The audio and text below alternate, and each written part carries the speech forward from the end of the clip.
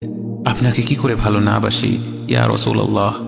যখন আপনি আমাকে ভালোবেসেছেন সেই 1400 বছর আগে, যখন আপনি আমাকে মিস করতেন, আশা করতেন যেন আমার সাথে দেখা করতে পারেন, অথচ তখনও আমি জন্মই হইনি। সেদিন সাহাবীরা আপনার চোখে পানি দেখে বলল, ইয়া রাসূলুল্লাহ, আপনি কাঁদছেন কেন? আপনি বললেন, আমার ভাইদের খুব দেখতে ইচ্ছা করছে। সাহাবীরা বললেন, আমরা কি আপনার ভাই নই ইয়া রাসূলুল্লাহ? আপনি বললেন, না, তোমরা আমার সাহাবী। আমার ভাই হলো তারা যারা আমার পরে আসবে এবং আমাকে কখনো না দেখেও তারা আমাকে বিশ্বাস করবে। মৃত্যুশয্যায় শুয়ে আপনার অন্তরে এই চিন্তা ছিল যে আমাদের পরিণতি কি হবে। উম্মতি উম্মতি বলতে বলতে আপনি আপনার রবের নিকট ফিরে গিয়েছেন। আজ আমরা আপনার উম্মতের অংশ।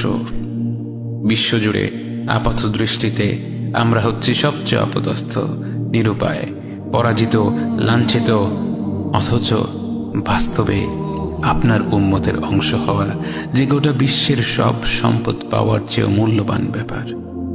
আজ আমার মনে যত আশা, যত আকাঙ্ক্ষা, যত স্বপ্ন, যত চাহিদা, সব কিছু পেয়ে গেলেও নিজেকে এতটা সৌভাগ্যবান মনে করতাম না যতটা মনে হয় আজ আপনার উম্মতের একজন হতে পেরে।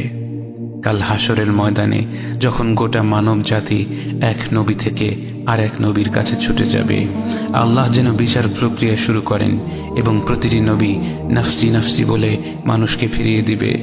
অবশেষে যখন সবাই আপনার সামনে হাজির হবে এবং আপনি গোটা মানব জাতির প্রতিনিধি হয়ে আল্লাহর সামনে সেজদা করবেন, সেদিন আপনার উম্মতের সদস্য হওয়ার পূর্ণাঙ্গ মর্যাদা প্রকাশ পাবে। ইয়া রাসূলুল্লাহ, আপনাকে কেন এত ভালোবাসি তা তো ভাষায় প্রকাশ করা যাবে না। তবে যতটুকু ভালোবাসা আপনার প্রাপ্য ততটুকু তো আপনাকে ভালোবাসতে পারি না।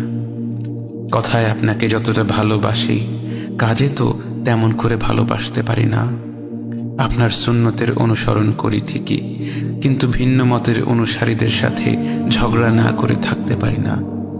ইবাদতটা নিয়মিত করতে পারলেও এবাদতে আপনার মতো আন্তরিকতা আনতে পারি না। বাহ্যিক বিষয়ে আপনার অনুসরণ করতে পারলেও চারিত্রিক দিক থেকে তো আপনার কাছ থেকে শিক্ষা নিতে পারি না।